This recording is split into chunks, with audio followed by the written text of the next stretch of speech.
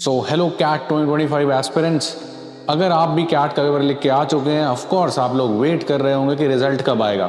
Now as per the multiple sources result can be out from 19th to 22 December, यानी कि परसों से कभी भी आ सकता है। 19 दिसंबर इज हाईली लाइकली, क्योंकि जो भी ऑब्जेक्शंस रेज किए गए थे वो कैट ने अब बता दिया है कि भाई LRDI में दे हैव एक्सेप्टेड 0, वर्बल में they have accepted again 0 objections. सिर्फ क्वांट में स्लॉट 1 में एक क्वेश्चन का आंसर चेंज हुआ है and that is this one. ये लॉग वाला क्वेश्चन आपने देखा ही होगा, लॉग इनइक्वालिटीज, जो मैंने आपसे ऑलरेडी कहा था कि भाई हल्के हल्के ये थोड़ा सा इंड्यूस हो रहा है टुवर्ड्स वो वाले टॉपिक जो जेई मेंस में कभी आया करते थे, जैसे एक्सपोनेंट की power exponent 1, equation of circle, log में इनइक्वालिटीज।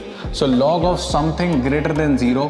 अब ये जो आपका बेस था वो 0 से 1 के बीच में था, so both have to be on the same side of unity अगर ग्रेटर देन 0 है, यानी ये जो बेस आपकी रहेगी वो 1 से छोटी है तो आपका नंबर भी 1 से छोटा रहेगा।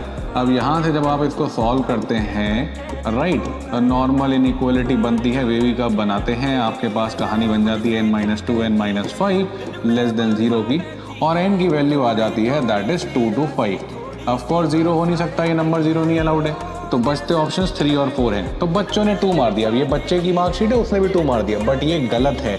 सही आंसर 0 होगा, क्योंकि जब आप ये 3 और 4 को यहाँ डालते हैं तो ये जो बेस है 9 + 11 20 - 21 -1 बनती है 3 पे, और 4 डालते हैं तो 4 16 27 -28 फिर से बन जाती है -1। और आप जानते हैं कि ये जो नंबर है नेगेटिव हो नहीं सकता है, क्योंकि वो लॉग की डोमेन के बाहर चला जाएगा। तो इसका आंसर 0 था। यस, 2 वैल्यूज के लिए 1 से छोटा जरूर बनता है, बट ऑफ कोर्स बेस तो ठीक है, पर नंबर सेटिस्फाई नहीं होगा। So the answer is 0। अब अगर आपने 0 मार्क किया था तो आपके +4 हो जाएंगे, क्योंकि आप पहले -1 लगा रहे थे, और वहीं अगर आपने इसको आप मान सकते हैं कि 2 मार्क किया था तो -4 हो जाएंगे। तो बताना कि सही हुआ कि गलत। Cheers and all the best.